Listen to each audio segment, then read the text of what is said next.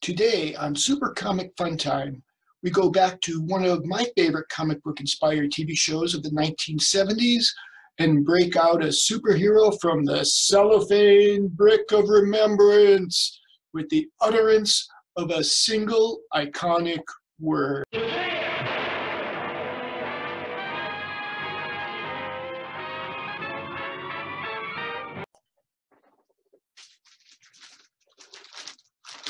Hey everybody, and welcome back to Super Comic Fun Time. Before we get started, remember to like the video, subscribe, and hit the little bell for notifications. And since this is my birthday week, why don't you go ahead and wish me a happy birthday down in the comments. So for this episode of Breakout, we have this pack, which I mentioned before in one of my earlier videos about how I really wanted to open this one, but I wanted to wait for a time to do a video. And since I'm celebrating my birthday this week, why not now? I remember this when I was a kid. This show was one of my favorite shows on Saturday morning. It was maybe the only live action comic book TV show at the time. Here you've got the little DC TV, so they were kind of proud of it. I like this. Saturday morning superstar with one magic word, Shazam. You can see somebody wrote on here, they wrote like 10 cents right on the cover. And in this corner is kind of dog-eared. So, you know, this is in no means going to be a pristine copy, but since I came up with it again, I really want to read this one after I take it out. So the other feature of this one is it's featuring the entire Shazam family. Now, since I didn't read DC Comics when I was a kid, I had no idea there was a Shazam family. And I saw this, and I was a little bit interested, but it also had Superman on there. And being a Marvel kid, I just was not that enamored of Superman at that time. I think this is a couple of years before the movie. I didn't really get into Superman ever. I've read quite a few stories since 2015, and I came back in. You know, I've read The Death of Superman, most notably, and probably my favorite is Superman Doomsday. And I read the New 52, is it Superman Doomed? So I've read a few Superman books. At the time, though, after the Superman movie came out, I did pick up a few titles here and there. The only one I really remember getting is the Superman Annual, and I'm not sure what year it came out, but it was the one where Alan Moore did the story for the man who has everything. And it's so weird that I just happened to catch that one, and then I remember I don't really watch that much TV these days, but when Supergirl first came on, they did a version of that, and I just felt that was just so disappointing that they did it then, because I don't think they did it well. And I think that, you know, I don't mind that they switched the story to Supergirl, but she had just arrived, and I thought it kind of made sense for Superman, who you knew, you know, for the longest time, that it just made more sense that at the time in what would it have been, 81, 82, when that story was written, that Superman might be homesick and he might have this fantasy. I kind of felt that she was just on Earth for a little bit and she's still acclimating.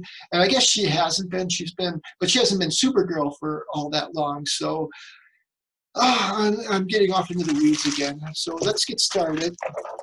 But no, it just is like, that is a very good Superman story. And then suddenly it's like, I had bought Whatever Happened to the Man of Tomorrow, which I did not enjoy that story so much. That was another Alan Moore. And the problem I had with it is it didn't surprise me. I kind of knew what was going on. I liked the cover for it. I liked the idea of writing the quote last Superman story. I just didn't think that one worked as well as the Batman story by, was it Grant Morrison, where, you know, Batman is kind of witnessing his own funeral. I really enjoyed that one a lot more. And going through the whole mythology of Batman, I thought it was a better story. And yeah, I don't remember if it was probably Grant Morrison. Could have been Neil Gaiman. I mean, yeah, I don't have everything down the way I would like to, but who does? So anyways, getting this open. Yeah, the back cover is also something that looks like it's from, it's 50 cents, so that could still be the 70s. There was a time where they did like double issues.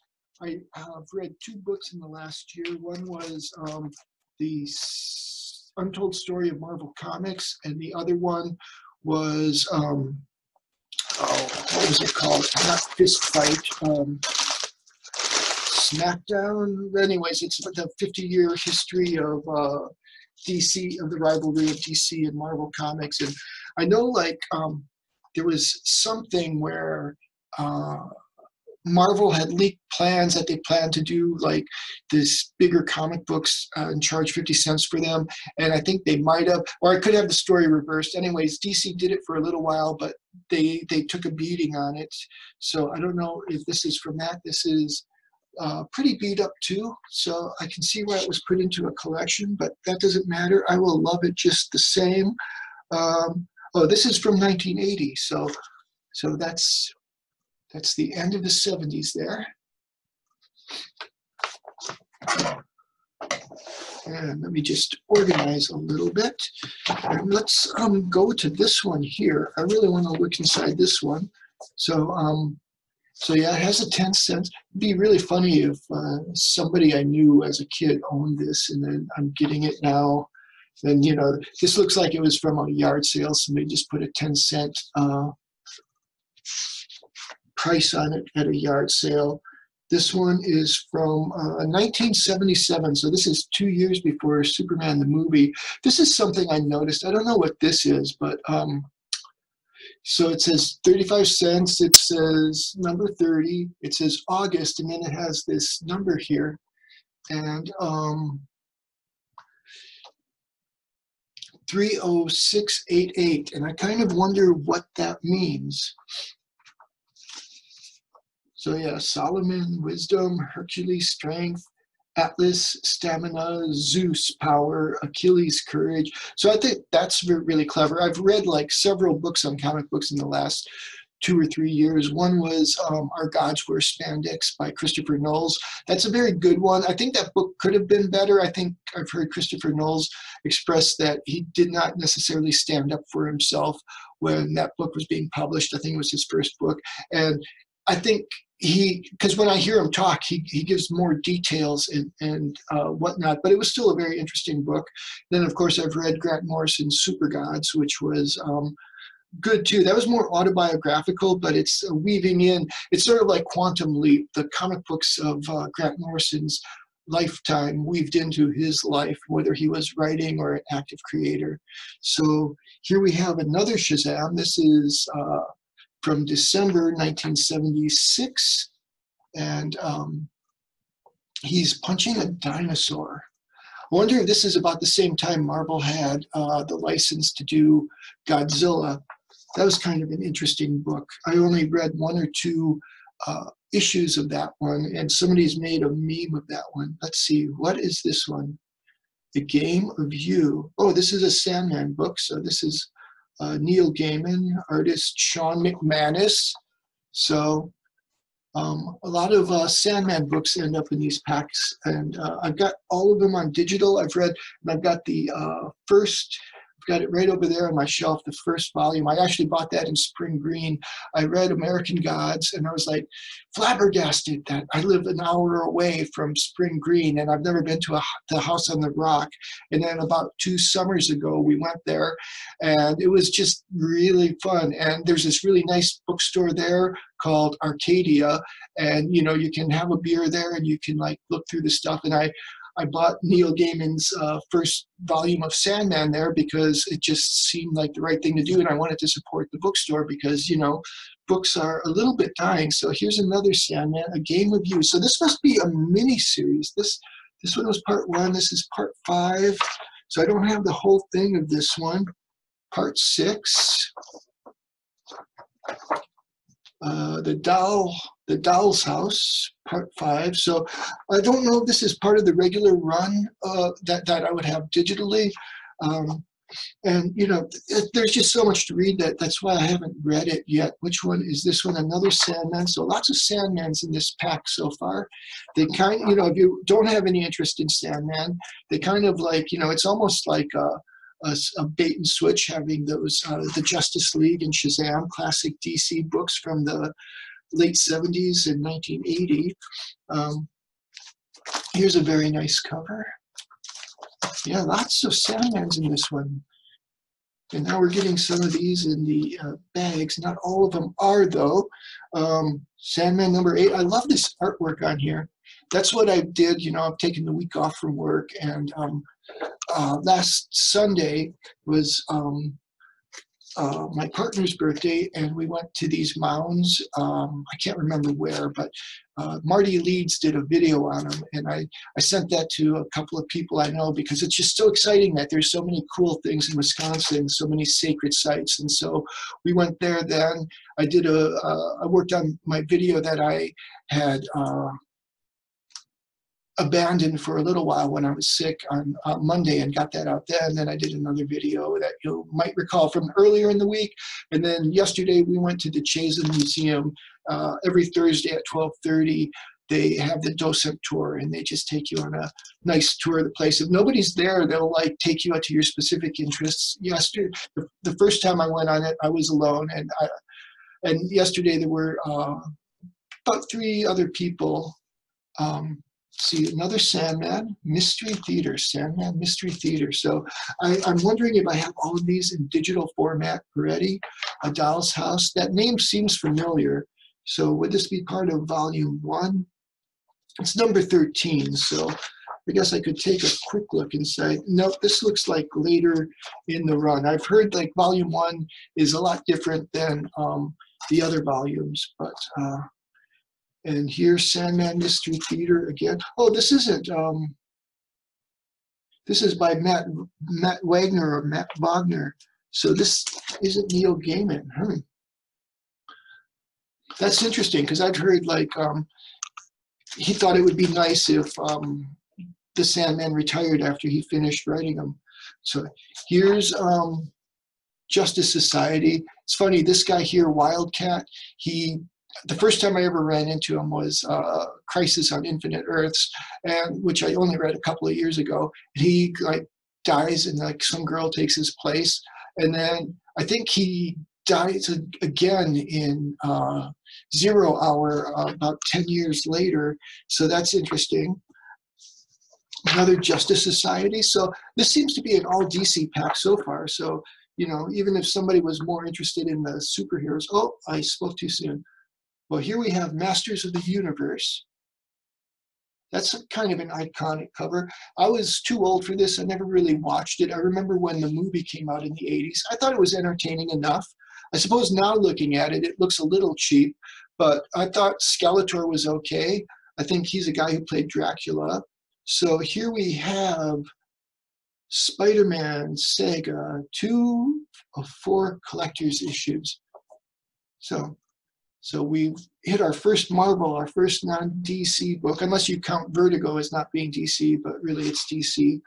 Oh, this is an interesting one. This is all like text and pictures. It's not like a typical comic book. So I wonder what that one's going to be about. It's like, I think I was saying in my other video, I grew up a Marvel kid and I didn't have much interest in DC. And now I have much more interest in DC.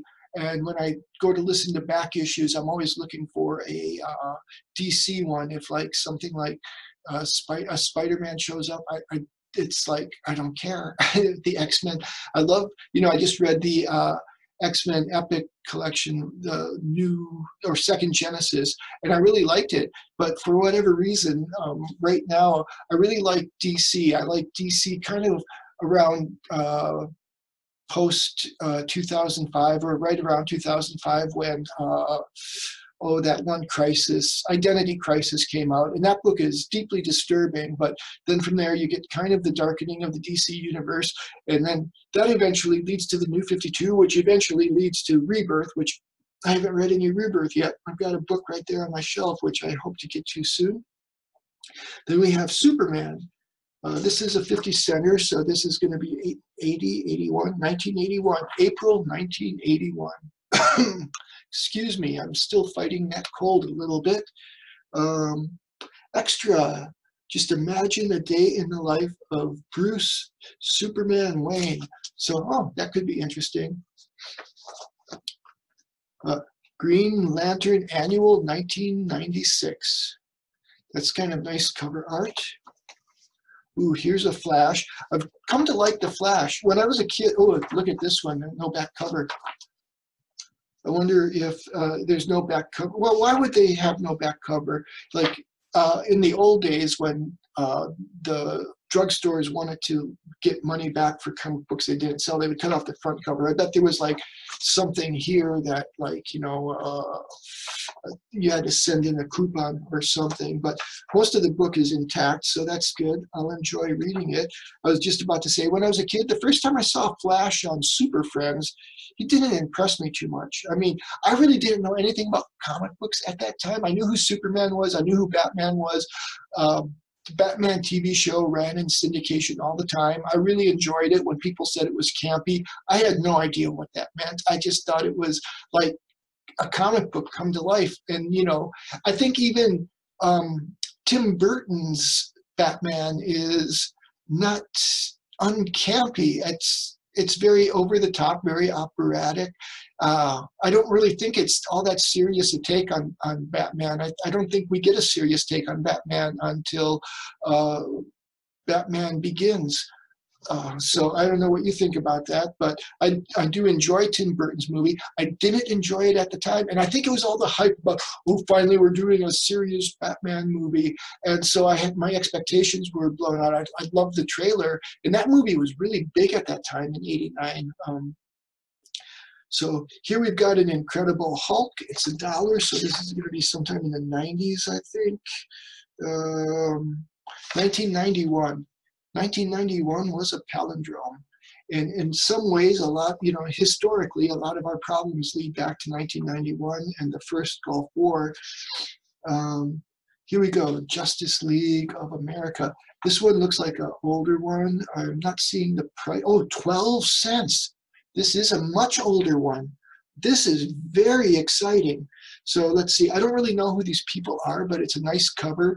It looks sort of like Alice in Wonderland people. You've got this guy would be a card, the king, but they're all kind of cards. They're not. Oh, there's Martian Manhunter there. This is cool. This is exciting. Let's see what year it's from. 1967. I think this is one of the oldest ones I've gotten in one of these packs. That is very cool. Very exciting. What a rematch. Oh, they're called the Royal Flush Gang versus the Justice League. So we have Wonder Woman, Flash, Martian Manhunter, and Batman. I don't see Superman on this cover. He might be in here someplace, but, you know, Superman is so powerful that maybe they just thought, you know, he could be the Justice League itself. But this is very cool. This is a big prize as far as I'm concerned when you buy something for $10 and let it sit around for 2 years and finally open it up. The Marvel Age Fantastic Four. So this has been a very DC heavy one. A few books. This is probably like what, around 2000? Oh, 2005. So this is as late as 2005. And so, yeah, that'll be interesting. I wonder who's writing it. Let's see. See, they have, it looks a lot cartoony to me. I really don't like the cartoony style all that much. Oh, here we go. Stan Lee and Jack Kirby plot. Huh. Is this like something that's being redone? I don't know. It says Stan Lee, Jack Kirby plot. Brandon Thomas is the writer. Michael O'Hare and Ron Lim are the pencilers. Mustafa Musa and Jonathan Glapion did the inks, and Soto Colors, Jay Brown did the colors. Okay, Joe Quesada was the editor-in-chief. And is he the guy who just left? I don't know. I should keep up on all these things, but ooh, here's the thing. see who did this one. Slott, DeVito. So Dan Slott did this one. I really like his Superior Spider-Man, and I think I've got a lot of his others on digital that I haven't got to yet. Another Fantastic Four, McDuffie, Pelletier, and Magar. And that's from 2007. Another Fantastic Four, Johnny's Feeling Good. I really like Secret Wars when he hits on that alien girl and then she falls in love with him, and then one of the characters gets injured and he's all worried about that, and he uses a really weird phrase, like he calls her a chippy. I can't, and like, yeah, I have no idea what that means. I think that's some phrase from the 30s or something. I'm not sure how it ended up being used in there. Oh, this is like almost like, look at the thing. His hands are so big, and it looks like these children are eating something. He looks terrified of something. And it looks, oh, that's probably like, what's her name? I can't remember her name, but Franklin Richards. And they seem to be on some alien world, like an alien McDonald's or something. Do you imagine being in outer space at a McDonald's? Ugh. Now, I will say, nobody goes to McDonald's for the salads, and I haven't been to McDonald's in a long time, but I did like their Southwest salad. I don't like most of their other foods. Valeria, that's her name. So this is from 2010. So now we're getting into a lot of Fantastic Fours. Here's one much older. This is probably like early 80s. Or no, this is late 80s. So this is from 87. Now, I really like this style of art. I love the newsprint. I like Alterna Comics. Oh, this is when King Jim was still the editor at, this is probably his last year or his second to last year as being the editor. And it's a shame because I think what happened is he fixed Marvel Comics, but then he kind of developed a mania, like only he had to protect him, and he could say what, here's the Puppet Master. This is really cool art. They haven't as seen on TV, so this is probably the 90s. Let's see, 1994. So that's about the time I moved to Madison, Wisconsin, and I did like watch some Saturday morning cartoons at the time. I really liked Phantom 2040. I really hope I can see that whole show again one day. And the Tick, I really liked the Tick, and X-Men was on then, and the X-Men was really good. It was surprisingly good. Cartoons waited until I grew up to get better.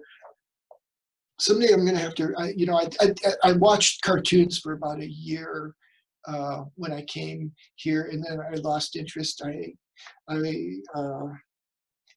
don't remember exactly what else I would go out to bands a lot, trying to meet people.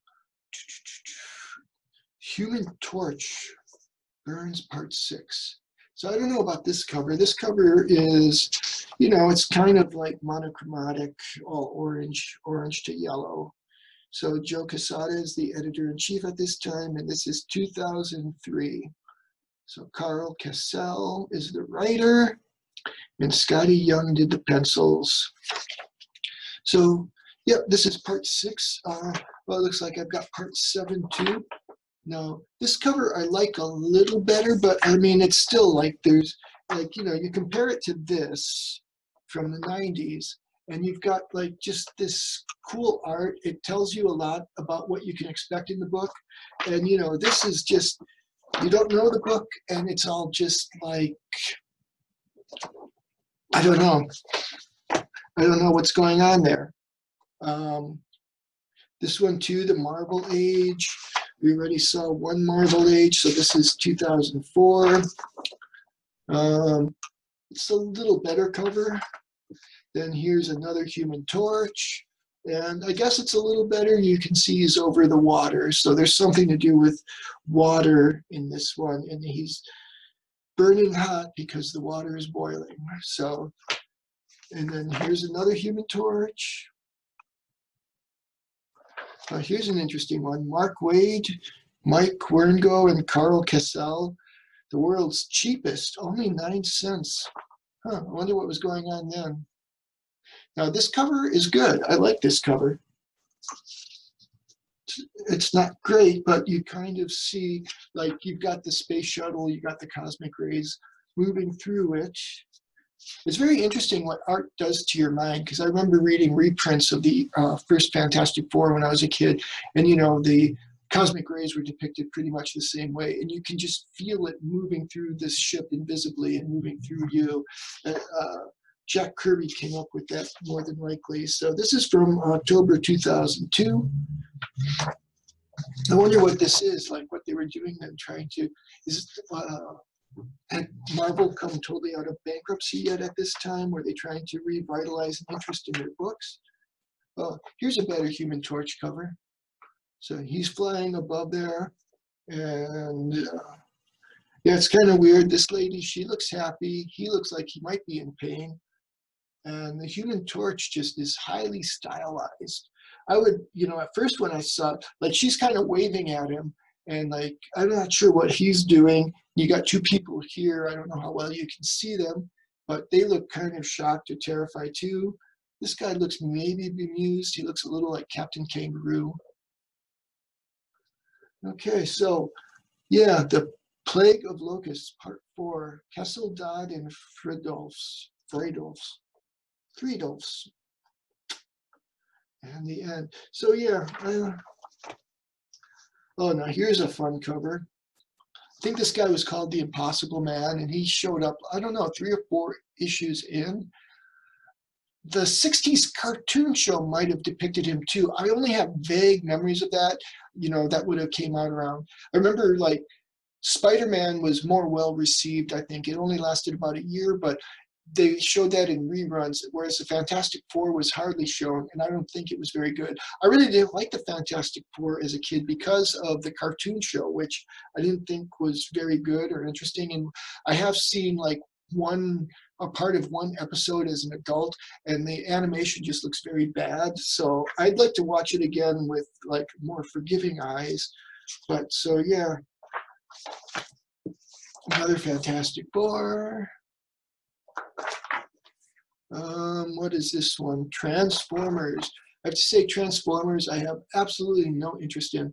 I think they were near the end of my childhood. I loved the Micronauts. The Micronauts were cool, and I remember when Marvel did Rom. Rom, the comic book, was cool. My friend thought the toy looked asinine. I don't really have an opinion on it. I really didn't. I had like the first 12 issues or so of Rom, Space Knight, and I thought that was a fun book. It had a good story. There was like a whole League of Space Knights, which I think Marvel doesn't own the rights to Rom, but I think they kept Space Knights. I'm not really a big fan of Venom or Carnage or, you know, those ugly Spider-Men, but I think one of them is a Space Knight or something. So I think the Space Knights are still in the Marvel universe, just not Rom. Another Transformers. Another Transformers. It wouldn't be funny. I'm kind of dismissing this, and if I read them and I actually liked them. Oh, look at this! Another DC TV, another Shazam. Oh, that is good. Look at that. What? Wait. So yeah, the Saturday Morning Superstar. This is from October 1977. And look, there's another one right after it. Oh, it looks like the rest of these might be DC TVs. Very cool. Very cool. This is with Black Adam. Now, I don't know Black Adam outside of 52. I really like 52, and I think Black Adam might have been more of a bad guy back in the 70s, whereas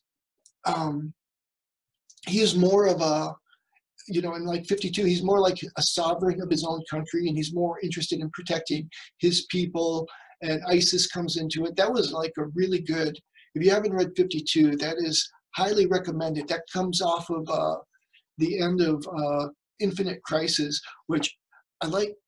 I think I said this before, I like the lead-ups to Infinite Crisis. I like, you know, all the 4 different books.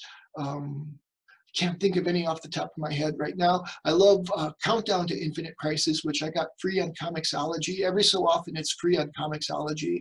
And that book, that might be the book that, you know, I said Identity Crisis, but that book is so dark and bleak and depressing. I think it was, not that Countdown to Infinite Crisis ends in a happy way, but it's a mystery. It engaged me. It was really well done as a story.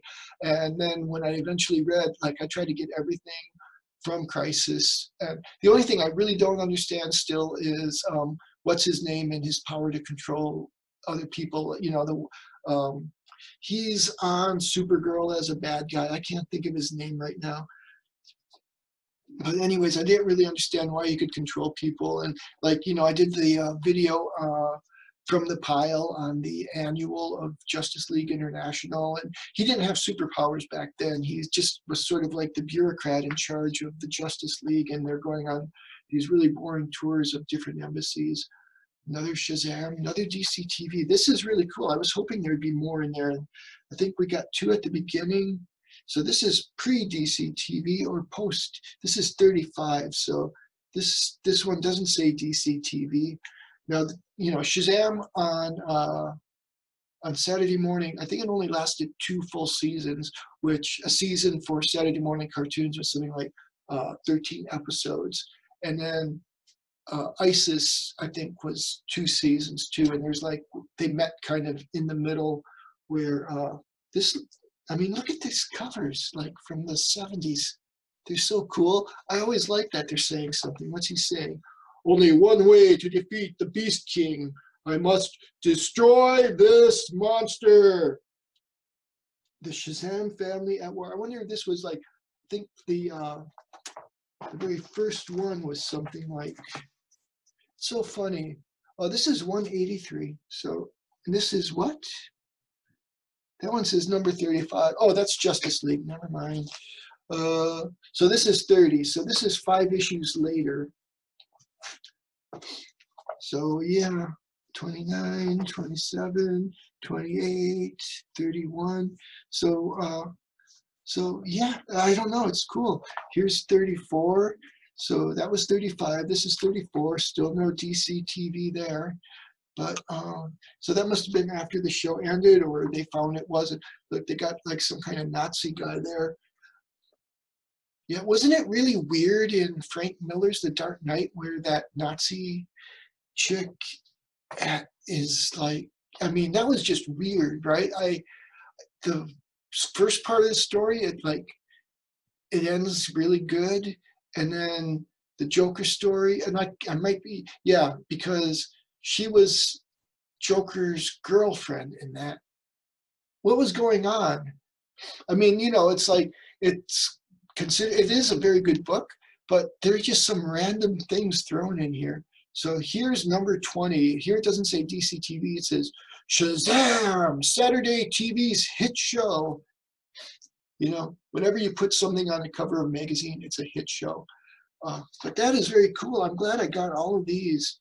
You know, it's really hard to watch those shows, so we'll see how the reading of these comics go. But this is exciting. There's like the 12-cent one, the one from '67. That is just so cool. That is just so awesome, and I'm glad it's got all of these. I mean, to me, the selling point, maybe it just had the best distribution, but this, I remember this exact cover on the spinner rack at Walgreens, where there was an A&P, which went out of business a few years later, or maybe it was out of business by that time in some other store, but that's where we went grocery shopping. And then I would go here and I would get Spider-Man reprint books, which I didn't know were reprint books. And then when I found out they weren't the real Spider-Man, I was kind of bummed out. I kind of felt cheated. But then I realized, like, how else would I be reading these stories that were like told in the late 60s or early 70s, because I was like around 77 or something. I don't remember. It's like, you know, exactly. The one thing Stephen King gets right in his Dark Tower is time is a face on the water, which just means like when you try to remember something, or was it memory is a face on the water? Either way, it's very difficult when you try to piece things back together. It always makes me wonder about the nature of reality, because if you can't remember things accurately, then is there any reality at all? Because you experienced it, but then does somebody else experience, like a quantum thing, like according to quantum mechanics, like the action I take now not only affects whatever happens from here, which makes sense to us in our way of linear thinking, but it also affects everything backwards. So like if I said the word, like maybe, I mean, is this really the cutting edge now, or am I in a memory? If I say Shazam right now, is that what makes me, way back in 1977, notice that cover and think, oh, I should get this. Maybe I don't want to get this. It's got Superman on there. I don't think I'll get it. Or is it going to turn out now that I've said it, that I did this video, and I do buy it, and that whoever my mom sold my collection to, and I realized that she sold it at a good time. She sold it at kind of the height of the hysteria, the bubble, the comic book bubble. So hopefully she got a little tiny profit from that. But yeah, what if that ended up back in my collection? And what if like somehow my collection comes back to me? What if it's coming back to me through this? It's like, it's all confusing. And so tomorrow will be my birthday, and I am going to get up early, and I have a big box off camera, and I think I'm going to open that first thing in the morning before I do anything else. I might not even shower, and I love my bed hair because it's just so cool. I might eat something first. It depends.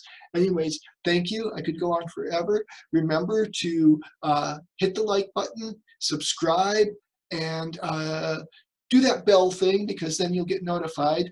And you can wait until tomorrow, but wish me happy birthday down in the comments. I'm thinking maybe I'll do a live video to unbox this one. I don't know. Anyways, love you guys. This is Super Comic Fun Time out.